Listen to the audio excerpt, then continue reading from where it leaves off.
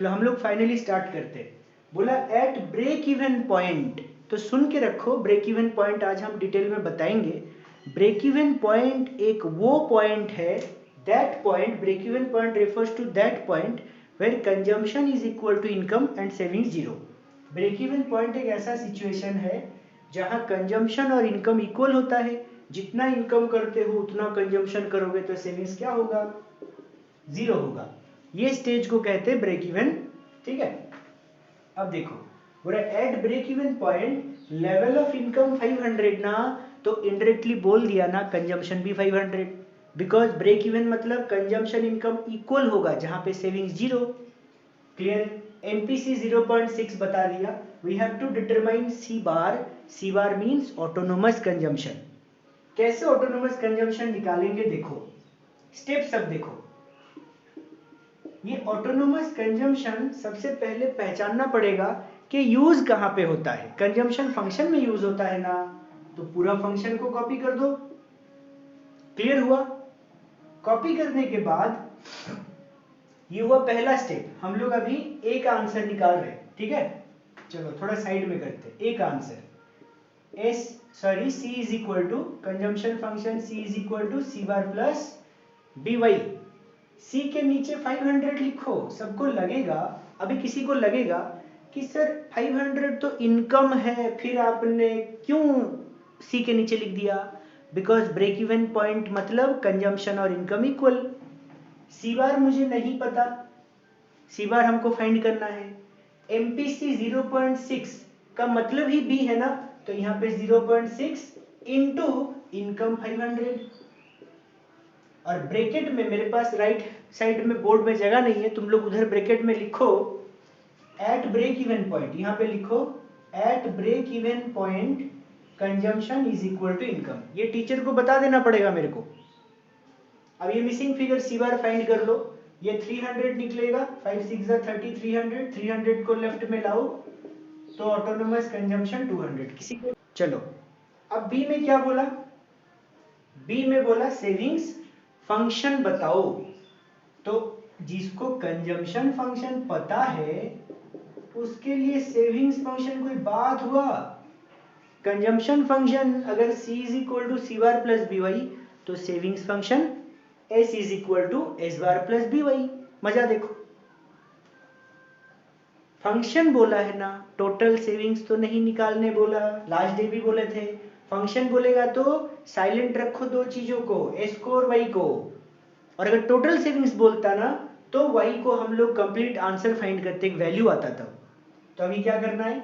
S is equal to C बार 200 निकल चुका ना पॉइंट नंबर ए में, तो अगर ऑटोनोमस कंजम्पशन 200 है तो autonomous savings minus 200। We know that autonomous consumption means consumption at zero level of income. अगर इनकम जीरो है तो 200 का खाना खाएंगे, इनकम जीरो में पूरा 200 विथड्रॉ हो जाएगा, इसलिए एस बार माइनस 200 होगा।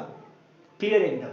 कंजम्पशन फंक्शन में बी मतलब एमपीसी था, सेविंग्स फंक्शन में बी मतलब एमपीएस। क्लियर हुआ? और अगर एमपीसी 0.6 है तो एमपीएस 0.4 होगा। मतलब क्या? एमपीसी का मतलब क्या था? यहाँ पे जो बी है ना एमपीसी 0.6 जो क्वेश्चन में दिया हुआ है ना, इसका मतलब है 1 रुपए से इनकम चेंज हुआ तो हम 60 पैसे से कंजम्पशन चेंज करेंगे ना।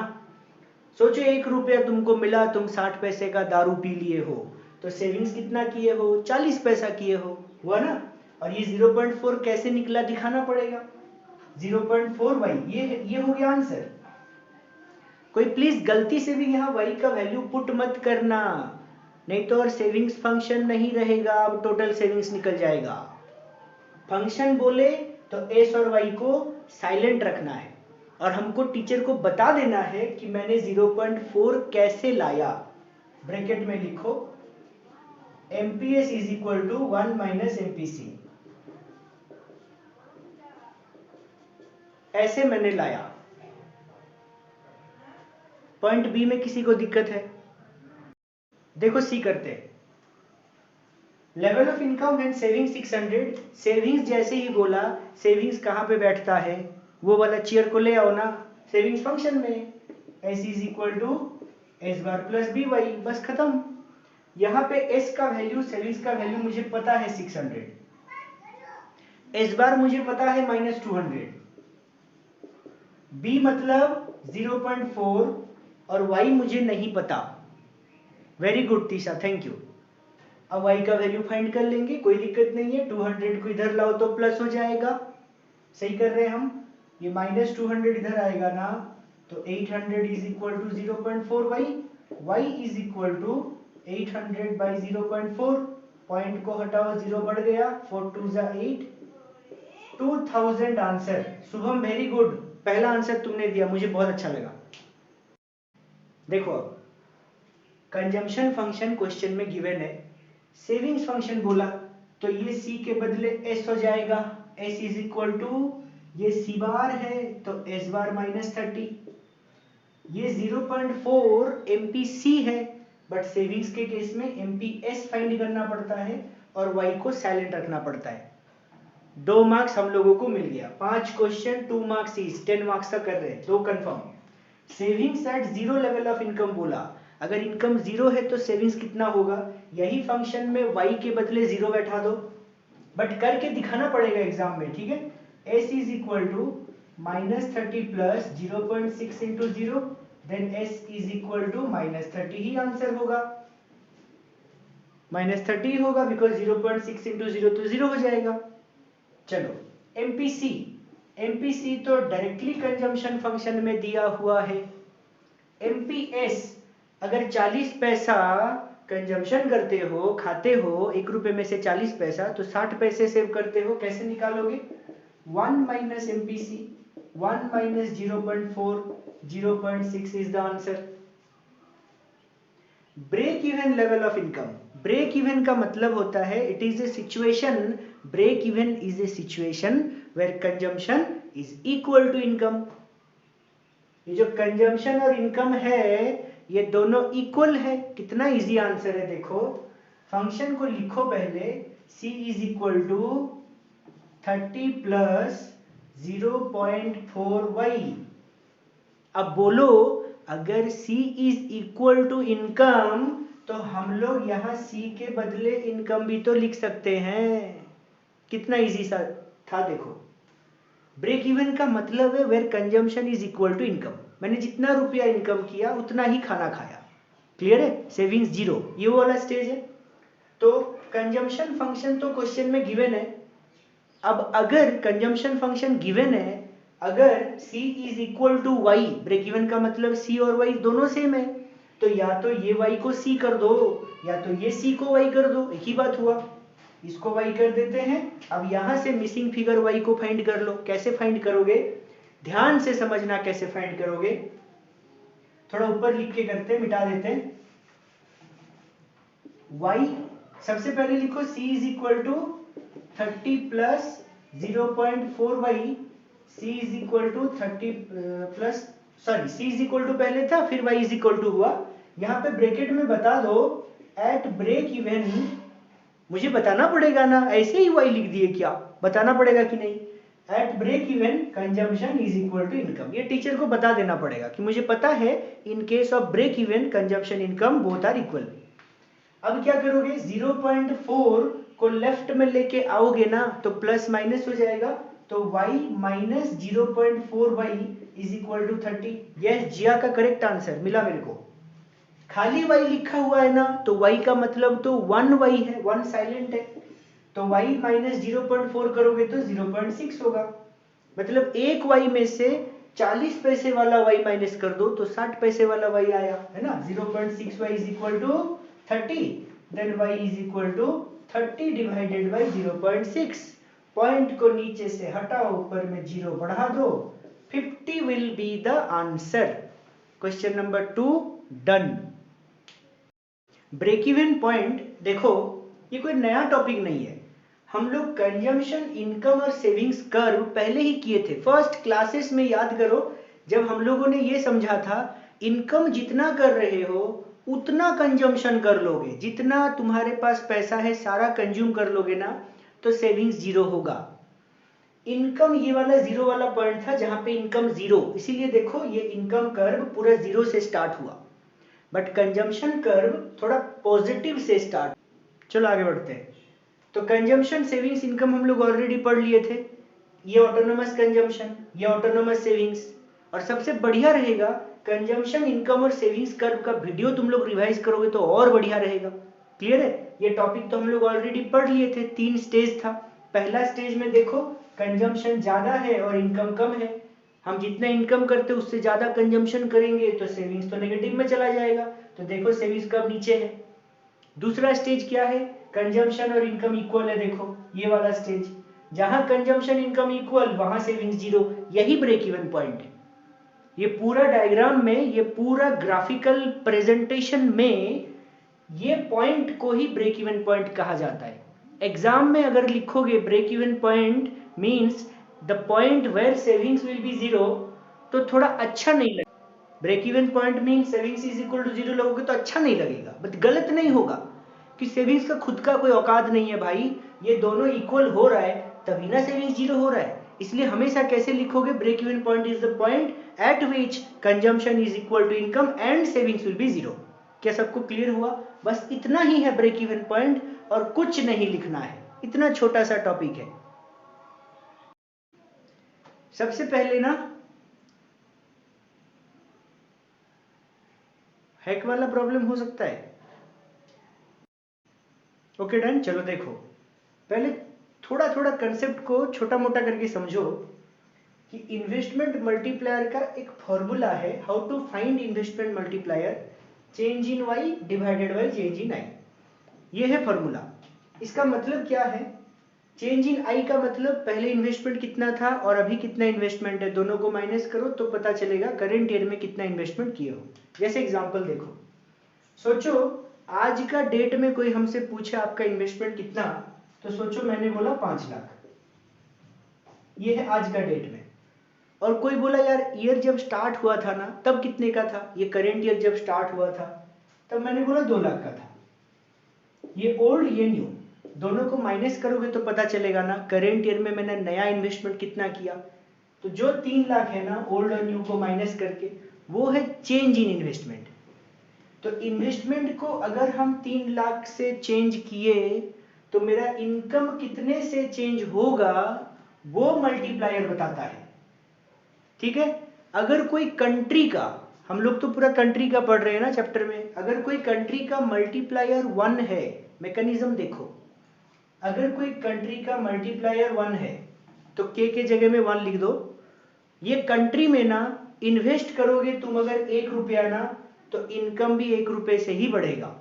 इन्वेस्ट करोगे 2 रुपया तो इनकम भी 2 रुपए से बढ़ेगा। कैसे ये हो रहा है मैकेनिज्म देखो, क्रॉस मल्टीप्लीकेशन कर रहे हैं, ये दोनों को मल्टीप्लाई करने से ही तो न्यूमरेटर आ जाएगा। अब देखो अगर कोई कंट्री का मल्टीप्लायर 3 टाइम्स है, अगर कोई कंट्री का मल्टीप्लायर 3 है, यहां अगर तुम 1000 करोड़ रुपए का कोई स्टैचू बनाते हो, इन्वेस्टमेंट करते हो, तो 1 साल में वो कितना इनकम जनरेट करके देगा, 1000 इंटू 3 3000। ये है पूरा इन्वेस्टमेंट मल्टीप्लायर का मैकेनिज्म। मल्टीप्लायर डिसाइड करता है कि तुम इन्वेस्टमेंट करोगे ना एक कंट्री में तो 1 साल में वो कितना टाइम्स बन के मतलब इनकम जनरेट करके देगा। अगर कोई कंट्री का इन्वेस्टमेंट मल्टीप्लायर 5 है तो सोचो 1000 अगर 1 रुपया भी इन्वेस्ट करोगे ना तो वो 5 रुपये इनकम बन के आएगा। Change in investment 1000 then change in income 5000। कैसे किए, दोनों को मल्टीप्लाई कर दिए। ये है इन्वेस्टमेंट मल्टीप्लायर का मैकेनिज्म। ये तो पहला वाला डेफिनेशन हम तो फॉर्मूले से लिख दिए। What is multiplier, what is investment multiplier, it is the ratio of numerator and denominator. कोई भी फॉर्मूले का न्यूमरेटर डिनोमिनेटर में रेशियो को ही लिख दो डेफिनेशन बना के, और इसका एक्चुअल डेफिनेशन क्या है वो यहाँ पे पढ़ो।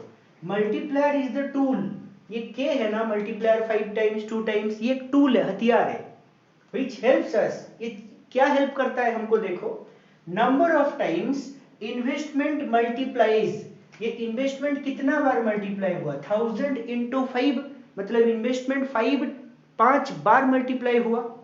Number of times investment multiplies to reach a final level of income. 1 साल का कहानी है, ये 1000 कितना बार मल्टीप्लाई हुआ, ये 1000 5 बार मल्टीप्लाई हुआ और 5000 रुपया फाइनल इनकम में कन्वर्ट हो गया। अगर ये पूरा मैटर तुम लोगों का लिखना हो गया तो देखो यहां से छोटा छोटा एक दो न्यूमेरिकल करते हैं। तो मल्टीप्लायर से रिलेटेड एक न्यूमेरिकल करो, क्वेश्चन लिखो।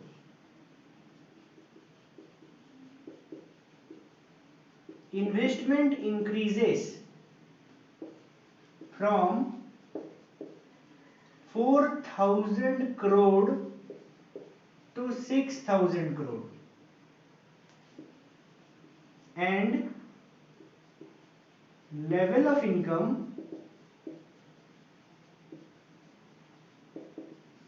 also increases from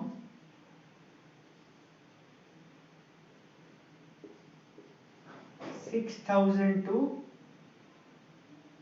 10,000 लिख दो भाई करोड़। इतना इंफॉर्मेशन देख के तुम लोगों को फाइंड करना है, फाइंड के मतलब इन्वेस्टमेंट मल्टीप्लायर फाइंड करना है। क्या करोगे, स्टेप सब देखो। आंसर सबसे पहले लिखोगे के का फॉर्मूला।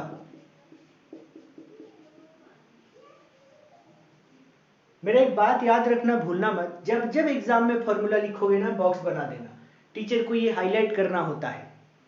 अब चेंज इन वाई हमको फाइंड करना है ना, first dot change in Y is equal to old income minus new income. Old और न्यू को माइनस कर दो, चेंज पता चल जाएगा। चलो इनकम को देखो, पहले 6 था अभी 10 है, या न्यू माइनस ओल्ड करो ना तो माइनस में नहीं आएगा। 10,000 माइनस 6,000 4,000 पता चल गया। चेंज इन इनकम कितना, चेंज इन इन्वेस्टमेंट पता कर पाओगे, सबको पता होना चाहिए। चेंज डेल्टा को चेंज कहते हैं, 11 में पढ़े हो। यहां पे इन्वेस्टमेंट न्यू और इन्वेस्टमेंट ओल्ड को माइनस कर दो, 6 और 4।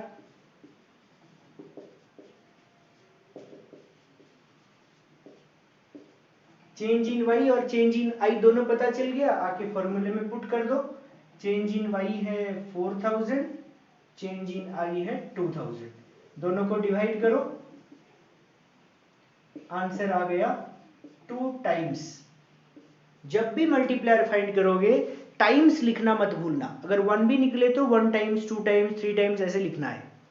किसी के माइंड में ये क्वेश्चन होगा कि सर क्या कभी के 1 से कम नहीं हो सकता, तो हम बोलेंगे नो नेवर, कभी भी के 1 से कम नहीं हो सकता। The minimum value of multiplier is 1।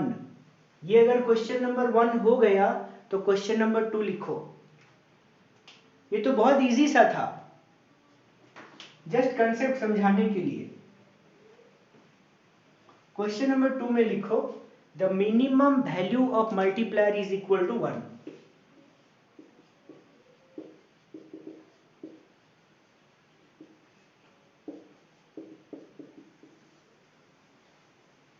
ठीक है, नेक्स्ट क्लास का काम क्या होगा कि क्या ये सच है, इसको प्रूफ करके दिखाएंगे कि k का वैल्यू मिनिमम 1 है, 1 से कम नहीं हो सकता। ये हम लोग नेक्स्ट क्लास में प्रूफ करेंगे। यही हम लोगों का नेक्स्ट क्लास का टॉपिक होगा। और इसके साथ जो टॉपिक होगा वो तो अभी नहीं बोल रहे, छोड़ो, ठीक है ना।